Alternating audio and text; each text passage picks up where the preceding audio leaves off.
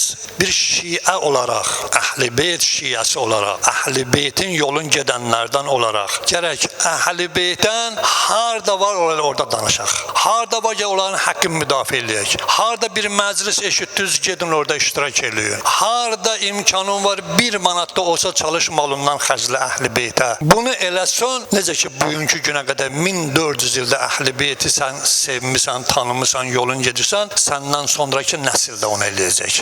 Eləməsək, eləməyəcəklər. Düşməndən qorxsaq, o məlunlardan Əhl-i Beyt gedəcək. Onlar öz zülümlərini artırdıqca biz öz əməlimizlə Əhl-i Beytə olan məhəbbətimizi artıraq gərək. Odur ki, imkan dairəsində sabahların məclisimizdə dostlara da xəbər verək, imkan olan insanlar da gəlsin, iştirak eləsin və sabahda çalışın xanımlara hədiyyə alın verin. Bu çox gözəl olar Allah yanında. Sabahlarım xanım Fatimə Zəhra əleyhissalam ki, Peyğəmbərə rəhmət olaraq göndərilən bir Peyğəmbərin yeganə balası və nuraniyyət çeşməsi, bütün imamlardan da gələn nuraniyyət ki, onun məbdəyi ondan başlayır. Həmin günü gərək biz analar günü, bacılar günü, necə deyirlər, xanımlar günü eləyək ki, öz balalarımıza, öz qızlarımıza, analarımıza yad eləyək, onlara bir, heç olmasa bir dənə şirniyyat da olsa alıb aparaq ki, bala, bu günlərim xanım Fatimə Zəhranın mövlud günüdür,